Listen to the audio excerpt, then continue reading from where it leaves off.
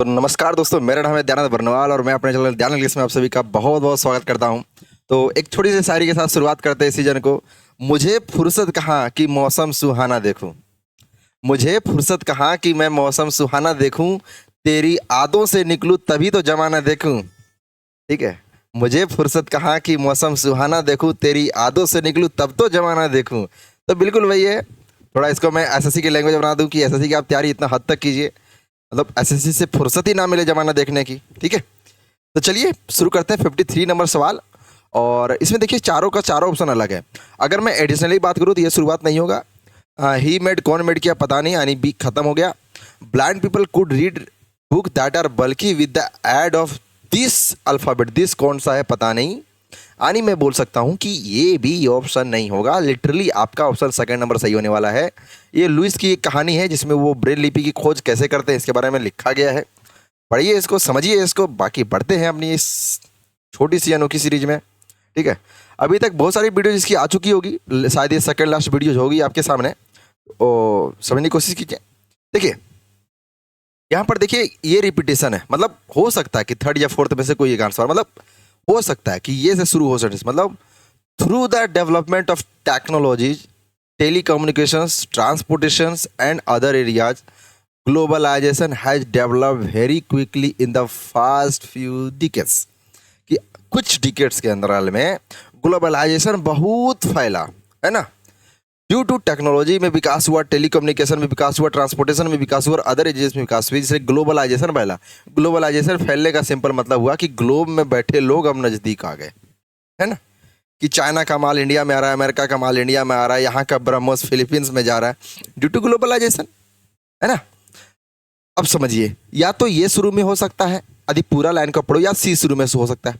अगर मैं मानूं सी शुरू में हो सकता है तो globalisation has made significant positive contribution to economies all across the world. देखिए यहाँ जो लिखा हुआ है ना, इससे पता चलता है कि ये सेंटेंस के कहीं बीच का पार्ट है। ठीक है, दूसरी चीज आप यहाँ पर देखो, पॉजिटिव कंट्रीब्यूशन लिखा गया है ना। ठीक है, क्या लिखा है, पॉजिटिव पर। यहाँ पर देखिए लिखा हुआ है ऑल्दो, हालांकि, यानी ऐसे बोलते हैं ना कि वह तो बहुत तेज है हालांकि पढ़ता नहीं है ना। हालांकि टाइम पर जो है एग्जाम नहीं देता है, कुछ भी, मतलब वह बहुत तेज तरह लड़का है हालांकि खेलने में कमजोर है। तो क्या है, हालांकि एक जो इसके बाद एक नेगेटिव मीनिंग होता है, जरूर इसके पहले पॉजिटिव मीनिंग होगा, मैं ये कह रहा हूँ। तो देखिए ग्लोबलाइजेशन में लिखा हुआ है एक पॉजिटिव कंट्रीब्यूशन की बात है, और यहाँ ऑल्दो के बाद है लिखा कि इसका पॉजिटिव और हार्मफुल इफेक्ट भी है। इसका मतलब ये पता चलता है कि सी के बाद कहीं ना कहीं बी होगा। लिटरली अगर आप डी नंबर भी पढ़ो ना तो लिखा हुआ है globalisation has made significant positive contribution, और इसी का एग्जाम्पल के रूप में डी में लिखा हुआ है। यानी आप समझ सकते हो कि सी के बाद तुरंत डी होगा और इसके बाद कहीं भी बी हो सकता है, फॉर नो डाउट। ओके, तो बस हम एक चीज तो मैंने बता चुका कि यही दोनों में से कोई एक आंसर होगा, है ना। और क्या बता चुका मैं, तो ऑल द, ये तो शुरू नहीं होगा क्योंकि ऑल द नेगेटिविटी से शुरू हो रहा है, डी नहीं होगा, है ना। यानी ये से ही शुरू होगा, और लिटरली सी डी बी कुछ सिंक मर रहा है, मतलब आपका 4 नंबर सही होगा आंसर। लिटरली कोई भी नहीं वाला, दिमाग नहीं लगाने का, सिंपल सॉल्व करने का, सिंपल बनाने का। ठीक है, देखिए यहाँ पर जो ऑल दो आया ना, इसके साथ 3 वर्ड मैं पहले भी बताऊँ कि जैसे बट आ जाए, वेयर एज आ जाए, वेयर एज आ जाए, या फिर ऑल दो आ जाए, है ना। तो ये तीनों बारे में याद रखिएगा कि यदि एक तरफ पॉजिटिव होगा तो एक तरफ नेगेटिव होगा, एक तरफ नेगेटिव होगा तो एक तरफ पॉजिटिव होगा। ठीक है, चलिए नेक्स्ट। ठीक है, ठीक है, 55 नंबर सवाल आपके सामने है। ऐश्वर्या, नहीं ऐश्वर्या तो नहीं है, अश्वगंधा है। ठीक है, अश्वगंधा आप जरूर खाइए, शरीर का ताकत बढ़ाना है ना। ठीक है, तो अश्वगंधा खाइए, अश्व की तरह, घोड़े की तरह हो जाइए एकदम। ठीक है, फुर्तीले। अश्वगंधा खाना चाहिए रोज सुबह सुबह। यदि आपको लग रहा है कि आपका बुद्धि विवेक काम नहीं करता है तो सुबह सुबह गर्म पानी लीजिए, उसमें थोड़ा 1 चम्मच अश्वगंधा मिलाइए और गटक जाइए।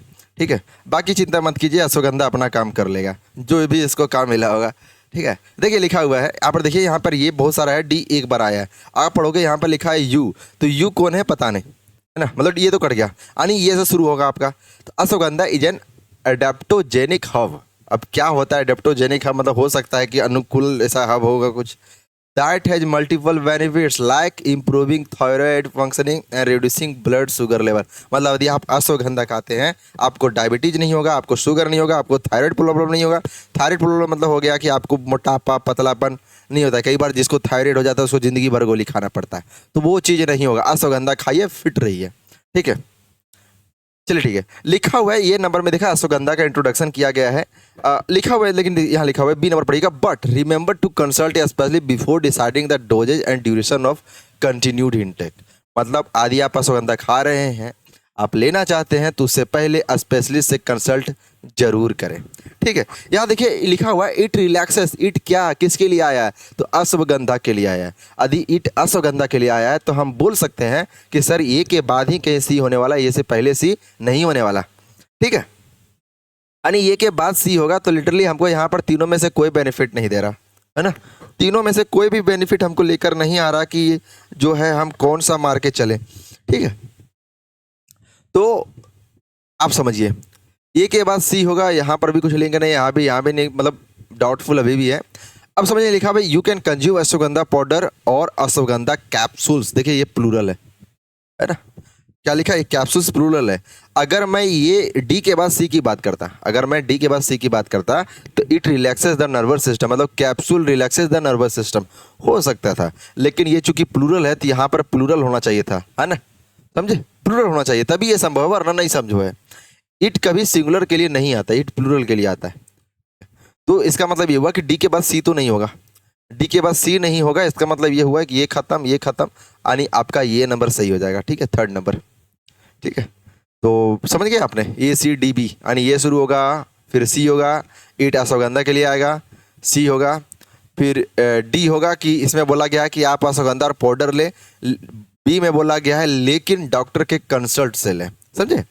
डी में बोला गया कि आप अश्वगंधा का पाउडर है या कैप्सूल ले सकते हैं।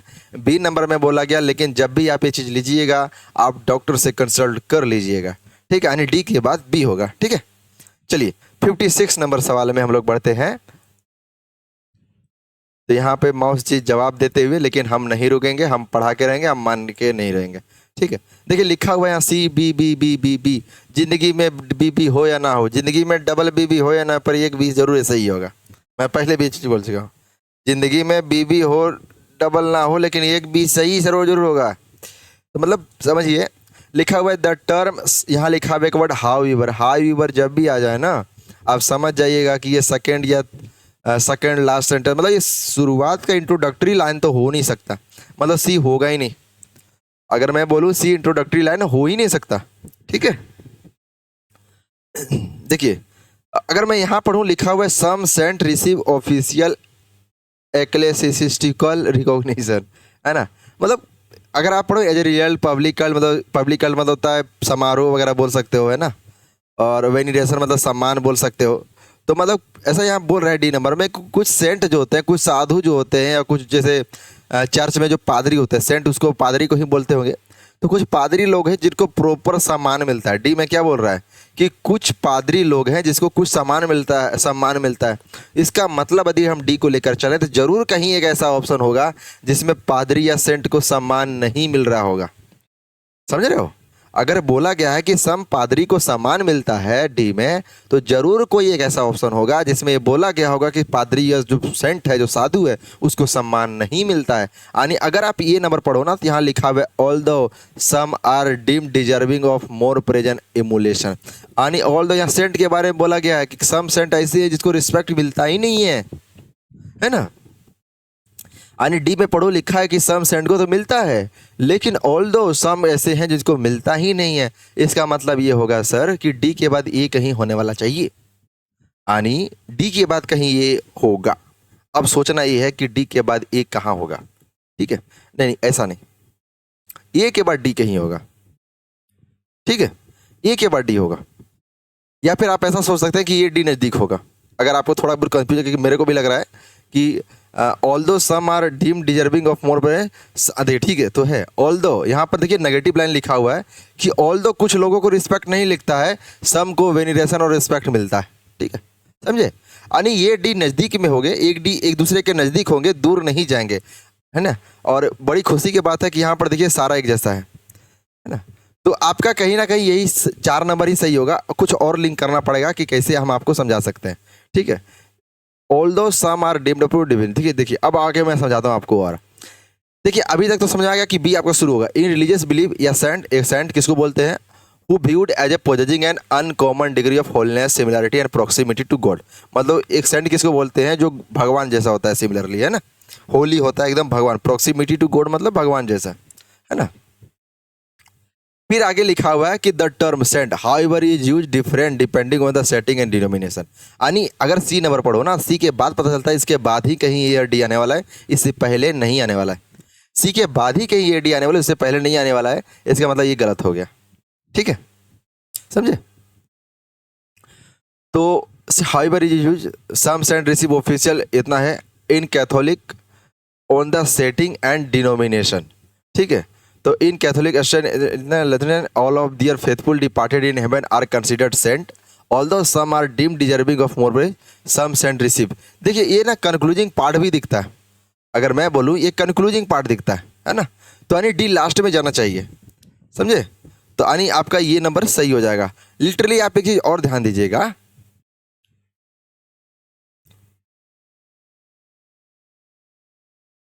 ठीक है, तो थोड़ा आपको यहाँ एक नंबर और इससे कंफ्यूजन होगा, फॉर नो डाउट मैं भी समझ रहा हूँ कि जरूर कंफ्यूजन होगा कि अगर आप सी ए को लेकर चल रहे हो तो वो भी एक साइड दिखता है कि सी के बाद ये हो सकता है, अगर आप सी के बाद डी लेकर चल रहे हो तो वो भी हो सकता है ना, दोनों हो सकते हैं। अच्छा, डी के बाद ये हो सकता है क्या? डी के बाद ये और ए के बाद डी दोनों हो सकते हैं। आप ऑल दो से पहले लिख लो या ऑल दो के बाद लिख लो, ये भी हो सकता है ना, कोई डाउट नहीं है। लेकिन मैं क्या बोल रहा हूँ कि डी जो पॉइंट होगा ना वो कंक्लूसिव पार्ट होगा। देखिए कभी भी कोई जो कंक्लूसिव पार्ट होगा ना वो बट ऑल दो से ख़त्म नहीं हो सकता, ठीक है, समझो? तो ये आपका सही नंबर हो जाएगा, 4 नंबर। देखिए इसमें कुछ भी नहीं है, देखिए यहाँ 2003 लिखा हुआ है, यहाँ 2004 लिखा हुआ है, 2005 लिखा हुआ है, मतलब क्या हो गया, ए बी डी, है ना। और ए बी डी की बात करो तो ये नहीं होगा, ए भी नहीं होगा, मतलब ये दोनों में से कोई एक होगा लिटरली। अगर आप देखो सी नंबर या शुरू दिया, ये हो सकता है, ये में होगा नहीं। सी में देखिए एक जनरल स्टेटमेंट दिखता है मेरे को, जनरल स्टेटमेंट बोलिए, सब्जेक्ट लाइन बोलिए, इंडिपेंडेंट लाइन बोलिए, तो अरे सी शुरू करना मतलब यही से ये होने वाला है आपका। ठीक है, चलिए आगे बढ़ते हैं। देखिए 58 नंबर सवाल है और बहुत अच्छा सवाल है। अपबीट मतलब होता है जोशीला, अपबीट मतलब क्या होता है? जोशीला। ठीक है, तो इंडिया क्या है? एक अनविड विजन वाला कंट्री है, मतलब एक जोशीला वाला कंट्री है जहाँ पर लिबरल है लोग, नॉन वायलेंट है और रिलेटिवली प्लुरलिस्टिक डेमोक्रेसी है। अब देखिए अगर मैं ऑप्शन पे ध्यान दूं तो आप देखिएगा यहाँ पर ये रिपीटेड हुआ है, मतलब हाई प्रोबेबिलिटी है कि 2 या 3 में से कोई एक आंसर होगा। ठीक है, अगर आप यहाँ पढ़िए, with Ashoka and Buddha Gandhi serving as primary leader, Indians are known for their core values of respect, harmonian, fraternity. आपको दिखता है कि थोड़ा बहुत बुद्धा, अशोका और गांधी जी के बारे में डिटेल किया हुआ है। अगर आप उसी तरह पढ़ो, सी नंबर में Mahatma Gandhi, Rabindranath Tagore as well as the arts of literature, music, dance, the software industry are state generate या a staggering array of soft power assets that highlight India's appeal to the world population। और यहाँ पर जो आप सी number पढ़ोगे, यहाँ गांधी और रविन्द्रनाथ टैगोर के बारे में डिटेल किया हुआ है। ठीक है, ठीक है, तो आप देख रहोगे कि सी डी में क्या अशोका बुद्धा के बारे में बोला गया है, सी में क्या महात्मा गांधी रविन्द्रनाथ टैगोर के बारे में बोला गया। तो लिटरली लगता है कि ये सब चीज़ शुरू नहीं हो सकता, है ना, ये शुरू नहीं हो सकता, ये भी शुरू नहीं हो सकता, ये और ये में ही कुछ होगा। अब समझिए, देखिए ये में लिखा हुआ है एक वर्ड लिबरल है, तो लिबरल कैसे है, सवाल उठता है ना। अगर आप किसी को बोलो लिबरल है, लिबरल मतलब क्या है? लिबरल मतलब क्या है? नॉन वायलेंट मतलब क्या है ना। तो नॉन वायलेंट नेचर के कौन था? अशोका था, बुद्धा था, गांधी जी थे, है ना। तो लिबरल कौन हो जाएंगे? गांधी जी और रविन्द्रनाथ टैगोर लिबरल थे, है ना। मतलब समझ में आता है कि ये के बाद सी हो सकता है, और लिबरल के केस में ये वाला हो जाएगा, नॉन वायलेंट के केस में ये वाला हो जाएगा, यानी ए के बाद सी, फिर डी और बी आपका लास्ट चल जाएगा। ये कंक्लूसिव पार्ट हो सकता है, बी क्या हो सकता है? कंक्लूजन हो सकता है, बी क्या हो सकता है? कंक्लूजन हो सकता है। ठीक है, तो आपका जो है ये नंबर सही हो जाएगा, ए सी डी बी, ये गलत हो जाएगा, सी कभी भी कंक्लूजन पार्ट नहीं जा सकता। ठीक है, ऐसे भी सोचना है कि कंक्लूजन होगा कि नहीं होगा। ठीक है, थोड़ा स्पेस सब्ट्रैक्ट करते हैं। ठीक है, चलिए चारों ऑप्शन एक साथ मेरे आ चुका है और 59 नंबर सवाल की ओर हम लोग नज़र दौड़ाते हैं बड़ी होशियारी से, बड़ी समझदारी से। ठीक है, अब ध्यान देखिए, यहाँ देखिए सारा का सारा ऑप्शन डिफरेंट है। ठीक है, अब थोड़ा बहुत सोचना पड़ेगा कि देखिए यहाँ पे लिखा हुआ है एक जिम्नेजियम एंड स्विमिंग पूल जो है इनोग्रेट किया गया है, और यहाँ लिखा हुआ है inaugurated the gymnasium and swimming pool. ठीक है, तो मतलब समझ में आता है कि सी के बाद कहीं ना कहीं बी होगा, क्योंकि यहाँ दा इस्तेमाल किया हुआ है, यहाँ पर इंट्रोडक्शन है। ठीक है, यहाँ पे लिखा हुआ है एन इंडोर जिम्नाज और स्विमिंग पूल का इनोग्रेशन हुआ एपीजी स्कूल में, and the honourable commissioner of police inaugurated. ठीक है, इनोग्रेशन हुआ है, और इनोग्रेशन कौन किया है? पुलिस इनोग्रेट। ठीक है, यानी सी के बाद बी होगा, कहीं भी सी के बाद बी होगा, इसका मतलब ये नहीं होगा, ये नहीं होगा, ये नहीं होगा, आपके सामने ये सही होगा, और यही आंसर है। ठीक है, समझ गए? अच्छा, कुछ इसमें और भी बोल सकते हैं ना कि और क्या क्या हो सकता है सर। ठीक है, देखिए यहाँ लिखा हुआ है डी नंबर में, mister Marcia the principal of a school familiarise the guest about the cost incurred in various. मतलब जो प्रिंसिपल थी उसकी मर्सिया, वो अपने गेस्ट को बताती है कि क्या क्या खर्चा आया है फैसिलिटी में, और अकॉर्डिंग टू हिम मर्सिया क्या, यानी डी के बाद ये कहीं होगा, है ना, डी के बाद ये होगा, तो लिटरली यही होगा आंसर, और कोई नहीं होगा। ठीक है, हालांकि सब में डी के बाद ये था, लेकिन इमीडिएट होगा, है ना, इसमें क्या इमीडिएट होगा।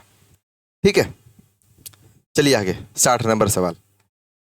तो ठीक है, देखिए यहाँ पे 60 नंबर सवाल आपके सामने, बहुत ही खूबसूरती से देखिए लिखा हुआ है यहाँ पे डी नंबर दिया। आप चलो लिखा हुआ है आल्सो, आल्सो देख के लग गया कि ये शुरुआती लाइन तो होगा नहीं।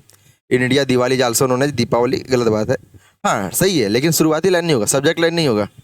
ठीक है, अब समझिए आप यदि in the spiritual world the event, कौन सा इवेंट नहीं पता, मतलब बी शुरुआत नहीं होगा।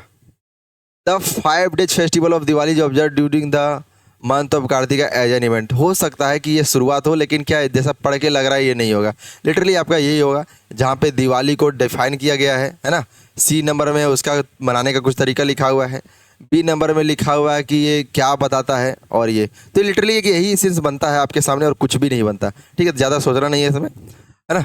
और दूसरी यदि मैं बोलूँ तो ये इंट्रोडक्टरी पार्ट आपका हो सकता है, इंट्रोडक्टरी पार्ट, इंट्रोडक्टरी बोलिए, सब्जेक्ट लाइन बोलिए, जनरल स्टेटमेंट बोलिए, सब हो सकता है वो फर्स्ट लाइन, है ना, इंट्रोड्यूस किया गया है, समझे।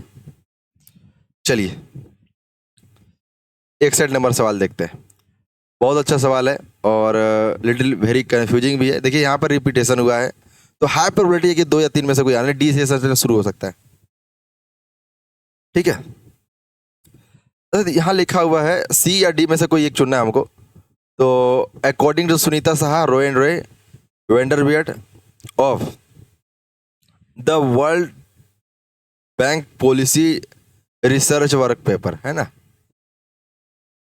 यहाँ वाइड होना चाहिए। ठीक है, यहाँ वाइड होगा, वाइड वाइड ऑफ द, ठीक है, कि अकॉर्डिंग टू सुमिता जो है रोए है और रेनवर्ड ड्योर है, उनके अनुसार द वर्ल्ड बैंक्स पॉलिसी। तो द वर्ल्ड बैंक्स पॉलिसी मतलब वर्ल्ड बैंक की कोई पॉलिसी की चर्चा है, पर कौन सी पॉलिसी पता नहीं है ना। तो सुनीता साहा और रॉय के अनुसार वो जो बोल रहे हैं कि according to the World Bank's policy, पर कौन सी पॉलिसी के बारे में चर्चा है इसकी जानकारी नहीं मिल रही है। मतलब डाउटफुल है कि डी मेरा शुरुआत हो सकता है कि मेरा सी शुरुआत हो जाए। ठीक है, कि किस पॉलिसी की बात डी में की गई है नहीं पता चल रहा है। अगर हम सी नंबर फ्रॉम 15 नंबर इतना से, या न्यू ग्लोबल पॉवर्टी लाइन, है ना, has been established with the World Bank revising its data in the poverty and inequality platform on this basis। मेरे को लगता है कि ये जो वर्ल्ड बैंक पॉलिसी बोल रहा गया ना, ये जो नया new global work poverty line create किया गया, एस्टैब्लिश किया गया वर्ल्ड बैंक पर, ये इसके बारे में बोल रहा है। समझ रहे हो, यानी आप देख रहे होगे कि सी के बाद डी कहीं होने वाला है, डी के बाद सी नहीं होने वाला।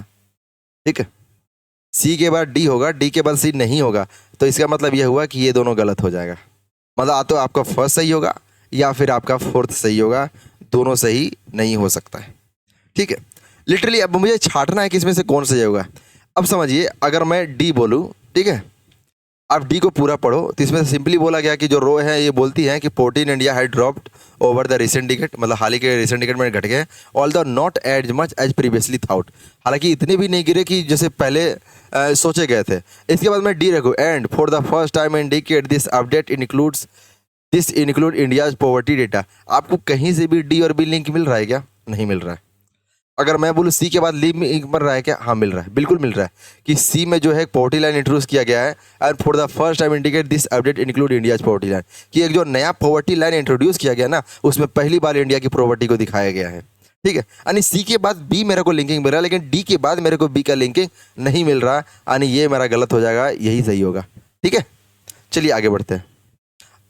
हाँ, मैं एक चीज़ आपको बताना भूल गया, जब आप ये सब चुनते हो ना तो एक बार पूरा गो थ्रू करो, पूरा पढ़ो उसको, कहीं कोई लिंकिंग टूट तो नहीं रहा। अगर कहीं लिंक टूट रहा है तो मतलब आपकी जो थिंकिंग है, कहीं सी बी डी करके जो सोच रहे हो गलत होता है। लिटरली ये सब क्या है, ट्रिक है, कुछ नहीं है, कंसेप्ट है, समझ है। हो सकता है कि अगर मैं सुन रहा हूँ कि डी के बाद बी होगा तो कहीं ऐसा ऑप्शन और भी दिख जाए जहाँ मैं शायद पढ़ा ना हो, मैंने उस चीज़ को देखा ना हो, तो वहाँ वो चीज़ को लेकर थोड़ा बहुत कन्फ्यूजन हो सकता है। लेकिन अगर आप इस चीज़ को बनाना शुरू करोगे, एकदम बड़ी स्तर पे बनाओगे, बड़ी संख्या में बनाओगे, तो आपका माइंड इस चीज़ को लेके बहुत ज़्यादा खुद समझना शुरू कर देगा कि डी के बाद बी होगा, बी के बाद डी नहीं होगा।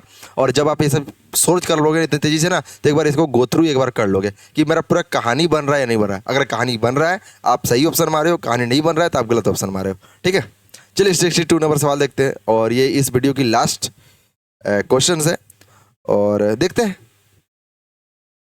ठीक है, देखिए अगर यहाँ पर देखिए डी रिपीटेशन हुआ है, मतलब हाई चांस है कि ये फर्स्ट या फोर्थ में से कोई एक आंसर आपका निकल जाए।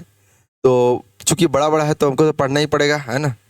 तो देखिए द 1995 वर्ल्ड समिट, यहाँ पे भी देखिए समय देखिए 1995 वर्ल्ड समिट है, और इसमें भी देखिए 1995 वर्ल्ड समिट है। मतलब ये समझ सकते हैं कि ये और भी कहीं ना कहीं नज़दीक होगा, कहीं दूर तो नहीं जाने वाला। हाई चांस है कि ये और भी नज़दीक होगा, मतलब ये गलत हो जाएगा। मेरा जम्पसन है, हो सकता है मैं गलत हूँ, ये भी नहीं हो सकता। ठीक है, ये भी नहीं हो सकता। ठीक है, ये भी नहीं हो सकता, ये मेरा अजम्पशन है कि ये भी नज़दीक होगा। अच्छा आगे होगा पीछे होगा वो नहीं, पर ये भी नज़दीक होगा, क्योंकि जो टाइम दिया गया है ना वो सेम है। जो टाइम दिया गया है वो सेम है, तो लिटरली एक दूसरे के पीछे आगे हो सकता है, लेकिन ऐसे नहीं जा सकते। दूसरी चीज़ देखिए, यहाँ लिखा हुआ है आल्सो, मतलब एक समिट हुआ, उसमें कुछ भाषण हुआ होगा, और आल्सो इस पे इम्फेसिस किया गया। ठीक है, तो जब भी आल्सो आ जाएगा इसका मतलब पता चलता है कि सी के बाद ये होगा, सी के पहले ये नहीं होगा। ठीक है, यानी सी के बाद ये होगा, इसका मतलब क्या हो गया कि सी के बाद ये हो गया, है ना। तो ये भी नज़दीक होगा, सी के बाद ये होगा, सी के बाद ये होगा, सी के बाद ये होगा, तो या तो ये आंसर हो सकता है या ये आंसर हो सकता है। लिटरली आप देखिए कितना कंफ्यूजिंग पार्ट आ गया, कितना ज़्यादा कंफ्यूजन आ गया कि पहले मैं जिस चीज़ को सोच के उसको डिलीट कर दिया वो चीज़ हुआ ही नहीं। इसलिए मैं बोलता हूँ कि एक बार पूरा कहानी पढ़ लीजिए, तब ये चीज़ समझ में आएगा कि कहीं जो आप सोच रहे हो वो कुछ ऑप्शन गलत तो नहीं सोच रहे हो, कुछ तरीका गलत लेकर तो नहीं सोच रहे हो। ठीक है, तो मैंने अभी देखा ना कि ये भी नज़दीक में होंगे, आगे पीछे होंगे पता नहीं, हो सकता है। देखिए नज़दीक का मैं हमेशा बोलता हूँ कि अगर मैं बोलता हूँ सी के बाद ये होगा, इमीडिएट होगा नहीं होगा इसकी गारंटी मैं नहीं लेता। ऐसा इसलिए ना कि छोटी छोटी लाइनें होती है बीच में घुस जाती है ना। राम या बॉय इज हैंडसम, तो Ram is very handsome, he is a boy of next kind, he is a boy, तो बीच में कुछ भी घुस सकता है, उसका कुछ नहीं कर सकते, है ना। तो यहाँ पर यदि आप पढ़ो तो यहाँ पर बस ये दिखा है कि सी के बाद ये होगा। अगर सी के बाद ये होगा तो ये कंफर्म डेटा है मेरा, इसको आप नहीं टाल सकते। अगर इसको नहीं टाल सकते तो मतलब ये चीज़ और ये चीज़ गलत हो जाएगा। आपका सेकेंड और फोर्थ में से कोई एक आंसर आपको चुनना होगा। ठीक है, यानी सेकेंड और फोर्थ में से या तो बी शुरू हो जाए या डी शुरू हो जाए। ठीक है, अब देखिए बी नंबर में पढ़िएगा, women are rational in approach, careful in handling situation and want to do things as best as possible. बहुत अच्छी बात है। Today's women is a highly self directed person alive to the sense of her dignity and the importance of her function in the private domestic domain and the public domain of the world of work। मतलब अगर आप B number और D number सोचना तो ये तो शुरुआत होगा, दोनों में से कुछ भी शुरुआत हो सकता है ना, मुश्किल है बताना। ठीक है, तो अब देखो बी के बाद सी लिखा हुआ है, और यहाँ पे डी के बाद बी लिखा हुआ है, फिर बी के बाद सी लिखा हुआ है ना, और फिर सी के बाद ए लिखा हुआ है। ठीक है, तो थोड़ा बहुत यहाँ पे एक डाउटफुल सिनेरियो आपका हमेशा क्रिएट होगा। देखिए बोलने के लिए तो कुछ भी बोल दिया जाएगा, है ना, बोलने के लिए कुछ भी बोल दिया जाएगा कि आखिर क्या हो सकता है नहीं हो सकता, लेकिन मेरी मानिए एग्जाम हॉल में ये चीज़ को देख के कि सेकंड होगा फोर्थ होगा, दोनों में आपका कन्फ्यूजन होगा, क्योंकि ये अल्टीमेटली उस राइटर पर निर्भर है जिसने इस लाइन को लिखा, है ना। अल्टीमेटली उस राइटर पर निर्भर है कि इसने किस लाइन को क्या सोच कर लिखा, है ना। थोड़ा मुश्किल आपके लिए क्रिएट कर दिया है। दूसरी चीज़ देखिए सी के बाद ये होगा, ये कंठस्थ है आपका, इसमें फॉर नो डाउट। बी से शुरू होगा कि डी से शुरू होगा, ये थोड़ा मुश्किल कर दिया है ना। तो अगर मैं बी शुरू मानता हूँ, फिर सी मानता हूँ, फिर ये मानता हूँ टुडे, है ना। अगर मैं डी मान लूँ कि today women is a highly self directed person alive to the sense and how dignity, D होगा। फिर B women are rational approach careful in handling situation and want to do things as best as possible. फिर C के बाद ये तो है ही, है ना। अगर मैं बी मान लूँ कि women are rational in approach, देखो देखिए यहाँ जो लिखा गया है ना, वो वोमेन के बारे में एक इंट्रोडक्टरी लाइन दिखा गया है ना, इंट्रोडक्टरी लाइन दिखा गया है। और यहाँ जो बी में लिखा गया है ना, आपका जो आपका बी में लिखा गया है, क्या गया है, आप देखोगे कि ये कुछ मिडिल लाइन है। अच्छा, इस चीज़ को एक आधी ऐसा कन्फ्यूजन है, तो एक चीज़ और तरीका होता है कि लास्ट में कौन जाएगा, है ना, लास्ट में कौन जाएगा, ठीक है। तो इस लाइन को देख के इंट्रोडक्टरी लगता है, ये आपका लास्ट लाइन चला जाएगा, ठीक है, एक, है ना। तो आपका ये नंबर सही होगा। देखिए इस क्वेश्चन में जरूर है 50-50% का केस आ जाएगा कि इसमें आपका जो मेंटालिटी है उस पर निर्भर हो जाएगा कि आप इस चीज़ों को कैसे सोचते हैं, है ना, कि टुडे वर्ल्ड में आज की महिलाएं कैसी हैं, है ना। और जो 1995 में हुआ, फिर आज से भी वुमेन्स आर नेचुरली, ठीक है। तो थोड़ा बहुत व्यू है, थोड़ा बहुत कन्फ्यूजन है, ठीक है। आशा करेंगे अपनी नेक्स्ट वीडियो में इस चीज़ को मैं और बेहतर आपको समझा पाऊँ, लेकिन फिर भी एग्जाम में 50-50% का डाउट वाला क्वेश्चन है। ऑब्वियसली जिस शिफ्ट में आया होगा शायद देखना होगा कि उस शिफ्ट के कितने बच्चे इस सवाल को सही कर पाते हैं। आप भी बताइएगा अगर यह सवाल आपके शिफ्ट में था तो आपने इसको क्या किया और क्यों किया, ठीक है।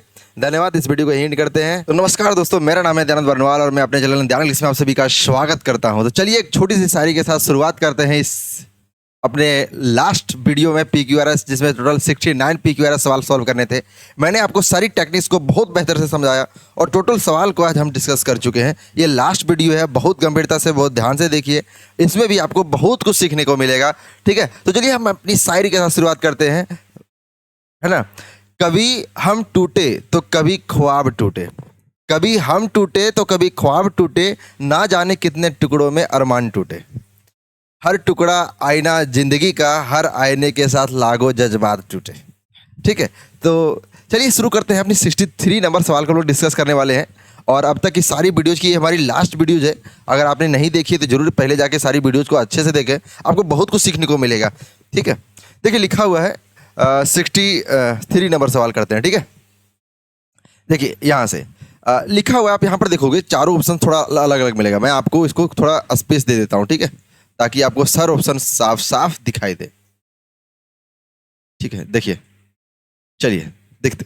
देखिए यहाँ पर अगर आप देखिएगा तो सी रिपीटेशन है, मतलब हाई चांस है कि शुरू हो सकता है। देखिए यहाँ पे लिखा हुआ है the adaptive function of nostalgia are many with one effect being pain relief. अब देखिए एडेप्टिव फंक्शन ऑफ नॉस्टैल्जिया मतलब दिखा है नॉस्टैल्जिया के बारे में कुछ लिखा है। अगर आप बी नंबर पढ़ोगे ना तो लिखा हुआ है nostalgia is sentimental longing for once past. यहाँ दिख रहा है कि नॉस्टैल्जिया के बारे में क्या किया गया है, इंट्रोडक्शन किया गया है ना। नॉस्टैल्जिया को क्या किया है, इंट्रोड्यूस किया गया। मतलब ये सब्जेक्ट लाइन हो सकता है, ये रेफरेंस लाइन मेरा बन सकता है, यानी अगर ये सही है तो फिर बी आपका सही होना चाहिए, ठीक है। देखिए मैं आपको पहले भी बता चुका हूँ, अगर आप बी नंबर में देखो तो यहाँ इंट्रो दिया गया है, यानी इंडिया इंट्रोड्यूस किया गया है। अगर आप डी नंबर में देखो तो यहाँ इसको एक्सप्लेन किया गया है, और जब भी इंट्रोडक्शन के बाद ही एक्सप्लेनेशन होता है फिर यही ऑप्शन आपका, यानी बी के बाद डी होगा, ये आपका बन जाएगा। यानी ये दोनों तो होने वाला नहीं था, ठीक है, ये दोनों होने वाला ही नहीं था। मतलब सी ऑप्शन जो आप चुनकर बैठे थे कि हाई प्रोबेबिलिटी है, वो तो इस थ्योरी से ही टूट गया, है ना। यानी जब आप मान चुके हो कि बी मेरा इंट्रो है, डी मेरा एक्सप्लेनेशन है, तो ये तो फिर होगा ही नहीं, बी के बाद डी ही होगा, उससे पहले नहीं होगा, ठीक है। चलिए नेक्स्ट सवाल देखते हैं। देखिए 64 नंबर सवाल में आप अगर ऑप्शन में देखो सारा अलग है। मतलब अगर आप एक ऑप्शन चुन लेते हो तो मेरा मन क्यों कहता है कि यही सही होगा फिर, क्योंकि आप सब चीज़ पढ़ो। ऑन द कंट्ररी मतलब किसके विरोध में, मतलब लग रहा है किसके पहले भी कुछ चर्चा होगा। फॉर दिस रीजन किस रीजन की चर्चा पता नहीं। इट किसके लिए आया पता नहीं, मतलब बी ही सही होने वाला है। मतलब आप बिना पढ़े भी आप सीधा मार सकते हो। लिटरली इसमें एक थ्योरी मैं और बताता हूँ। अगर लिखा हुआ है यहाँ पर बी पढ़ेगा, London is non for is hectic life. देखिए यहाँ पर लिखा हुआ फॉर दीज रीजन, दीज किसके लिए आया हुआ, सवाल उठता है ना, दीज किसके लिए आया है। तो दीज मतलब क्या है, बहुत सारा चीज़ होगा, बहुत सारा चीज़ होगा। अब बी नंबर में देखिए हैक्टिक फेस है, फ्रेंचाइज मूवमेंट है, हाई डेसिबल्स है, डस्ट किक्ड है, मतलब ये सब क्या है, बहुत सारा रीजन्स है। मतलब दिखता है कि बी के बाद कहीं क्या ना कहीं डी होने वाला था। यदि बी के बाद डी कहीं होता तो ये तो होता ही नहीं। मतलब हाई प्रोबेबिलिटी है कि आपका ये नंबर ही सही है, ठीक है। चलिए आगे देखते हैं 65 नंबर सवाल। अब यहाँ पर देखिए सारा ऑप्शन अलग है। अगर मैं देख कर चलूँ तो ईट्स किसके लिए आया है पता नहीं, मतलब ये नहीं होगा। द टेक्सटाइल बिजनेस हो सकता है। The textile industry in India is one of the countries oldest stretching back several country. मतलब ये दिखता है कि ये इंट्रोडक्शन लाइन है ना। अगर आप इस चीज़ को पढ़ोगे तो इंट्रोडक्शन लाइन यहाँ पे क्या टेक्सटाइल इंडस्ट्री को इंट्रोड्यूस किया गया है ना। आप ध्यान से देखो डी नंबर में यहाँ एक पॉइंट लिखा हुआ है इट टाइट टाइज, है ना। और यहाँ पर भी देखोगे लिखा हुआ है दीज टाइज। इसका मतलब ये पता चलता है कि डी के बाद कहीं ना कहीं ये होने वाला। अब तुरंत होगा नहीं होगा नहीं पता, लेकिन डी के बाद ये होने वाला है, मतलब ये भी नहीं होगा। दो ऑप्शन मेरा छट गया, बचे सिर्फ दो ऑप्शन। अब सवाल उठता है कि इन दोनों ऑप्शंस में कौन सा आंसर आपका होने वाला है, सोचिए।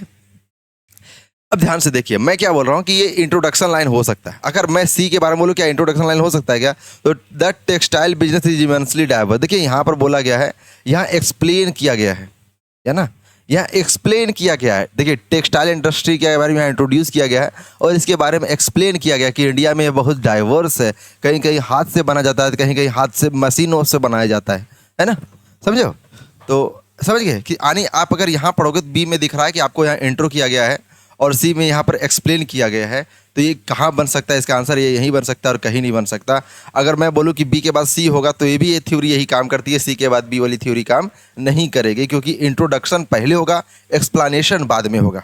ठीक है, चलिए एक चीज़ मैं सीजल टाइस के बारे में एक बात बताना चाहूँगा कि मैं देख रहा हूँ कि जब भी मैं 10 PQRS को सॉल्व कर रहा हूँ, मुझे हर बार मुझे कुछ स्पेसिफिक थ्योरी को इंट्रोड्यूस करना पड़ रहा है ना। कुछ स्पेसिफिक थ्योरी को लेके दिमाग में चलना पड़ता है। देखिए आप कभी भी इस तरह कभी नहीं सोचे होंगे, है ना, कि बी में इंट्रोडक्शन होगा, सी में एक्सप्लेनेशन होगा, इसका मतलब ये होगा कि बी के बाद सी होगा। हो सकता है आप पहली चीज़ पढ़ो कि बी के बाद, लेकिन इस तरह पढ़ना कि बी के बाद सी होगा, इस तरह नहीं पढ़ा होगा। या फिर उसका उल्टा बोल दे कि सी के बाद बी नहीं होगा, है ना, सी के बाद बी नहीं होगा, इस तरह आपने कभी नहीं पढ़ा होगा। चलिए ठीक है, बहुत अच्छा है, जिस तरह पढ़िए बस समझ में आने चाहिए, और क्या।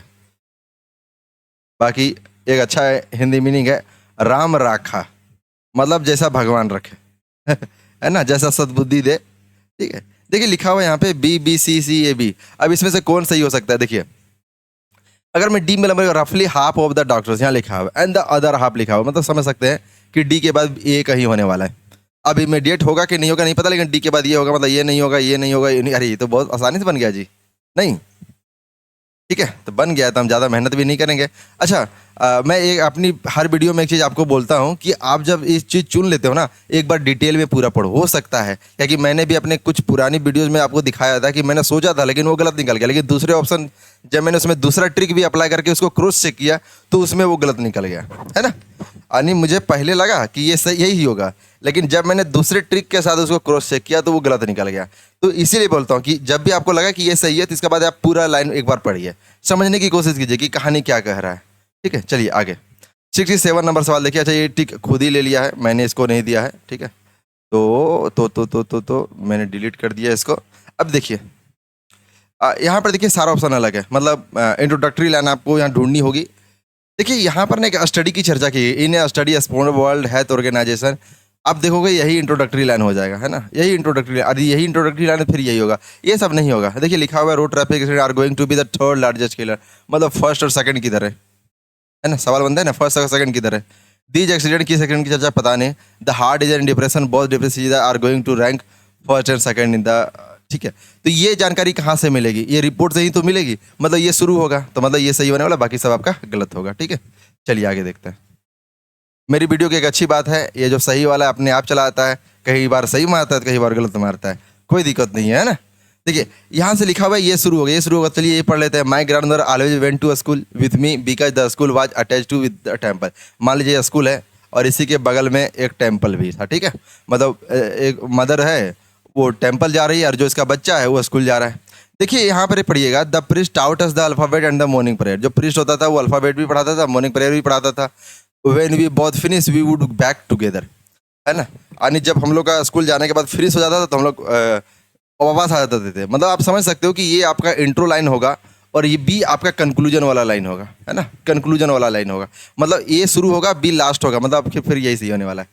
आरसेट का 3 नंबर। ठीक है, समझो किस नहीं समझो। अरे भाई जब वो वापस चले गए तो वापस जाने के बाद आप सी नंबर पढ़ो, डी नंबर पढ़ो, आपको दिखेगा इन्हें कि वो लोग जब स्कूल या मंदिर से वापस आए उसके बाद कुछ किए, इसकी जानकारी आपको सी नंबर पॉइंट या डी नंबर पॉइंट में नहीं मिलेगा। इसलिए मैंने बोला कि बी नंबर कंक्लूजन पार्ट होगा, ये नंबर इंट्रोडक्शन होगा, तो ये जो इस ऑप्शन को वेरीफाई करेगा वही सही आंसर होने वाला है। ठीक है, चलिए आगे लास्ट क्वेश्चन है इस वीडियो का और PQRS सीरीज का भी लास्ट वीडियो। बड़ी खुशी की बात है इसके बाद हम लोग क्लोज टेस्ट शुरू करेंगे, ठीक है। इसके बाद हम लोग क्लोज टेस्ट शुरू करेंगे। बहुत अच्छी टॉपिक है, क्योंकि मैं जो कन्फ्यूजन वाला पार्ट है मैं उसको पहले क्लियर कर रहा हूँ।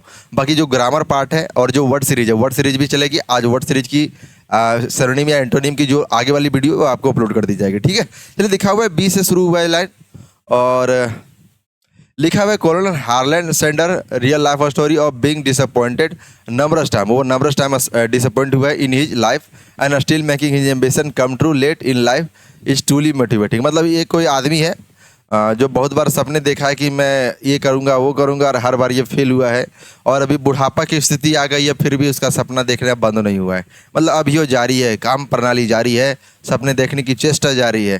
वो बोलते हैं ना, सब्र का फल मीठा होता है। तो इतना भी सब्र मत कर लीजिए कि सब्र का जो फल है वही ना दिखे, ठीक है। तो बी तो इंट्रोडक्टरी लाइन हो गया। अब वो क्या क्या काम किया है वो देखते हैं। देखिए, अगर आप बी के बाद समझिए, अगर आप सी डी नंबर लेते हैं, देखिए हाई प्रोबेबिलिटी दिख रहा है। He is a 7th grade drop out who tried many things. बहुत सारी थिंग्स ट्राई किया in life but found them bitter. मतलब कुछ हासिल नहीं हुआ। अब देखिए, अगर मैं यहाँ पर ये नंबर पढ़ूँ ना, लिखा हुआ ही tried to franchise he's registered. Franchise किसको बोलते हैं? मान लीजिए आप कोई बिजनेस खोले हैं, आप उसकी कहीं दुकान खोलते हो, उसको क्या बोलते हैं? फ्रेंचाइज करना। मान लीजिए जैसे भी लेंस कार्ट है, लेंस कार्ट की दुकानें देखोगे, लेंस कार्ट है, लेंस कार्ट की दुकान देखोगे पूरे भारत में मिल जाएंगे। लेंस कार्ट क्या करती है? लेंस कार्ट क्या करती है? चश्मा बनाती है ना, चश्मा बनाती है। वो क्या करी, वो एक बहुत सारी छोटी छोटी दुकानें होंगी, वो बोलेगी लेंस कार्ट को, यार मेरा दुकान, तुम्हारा दुकान हम खोलना चाहते हैं। तो ये क्या करेगी? ठीक है, फ्रेंचाइजी ले लो मेरा। फ्रेंचाइजी इसको दे देगी, तो ये क्या करेगा? अब लेंस कार्ट का चश्मा अपने शॉप में बेचेगा, ये इसको मटेरियल सप्लाई करेगा, इसको पैसा सप्लाई करेगा। तो लेंस कार्ट का भी फायदा हो जाएगा, दुकान वाला भी अपना कमा लेगा, ठीक है। तो उसने सोचा कि अपना रेस्टोरेंट को फ्रेंचाइज करेगा। मतलब समझ में आता है कि कहीं ना कहीं रेस्टोरेंट की चर्चा पहले हुई होगी, रेस्टोरेंट की चर्चा पहले हुई होगी, और इसकी चर्चा आपको सी नंबर पॉइंट में मिलता है। मतलब सी के बाद ए होगा, सी के बाद ये होगा, मतलब ए के बाद सी नहीं होगा। मतलब ये दोनों, ये ला खत्म। अब यही दोनों में से आपको कोई एक ऑप्शन चुनना है, ठीक है। तो बी के बाद डी ही आंसर होने वाला, यानी ये आपका सही होगा। चूँकि 7th grade drop out who tried many thing, यानी पहले तो इंट्रोड्यूस हुआ फिर ट्राई किया, वो आना चाहिए, है ना, ठीक है। तो बी के बाद डी होगा, डी के बाद सी होगा, सी के बाद ये होगा। यही आपका एक करेक्ट मीनिंग बनता है। अगर आप इस चीज़ को एक स्टोरी बेसिस में पढ़ोगे तो आपको यही जानकारी ठीक ठाक मिलेगी। तो चलिए, सीरीज का अंत यहीं करते हैं। नमस्कार, धन्यवाद, शब्बा खैर।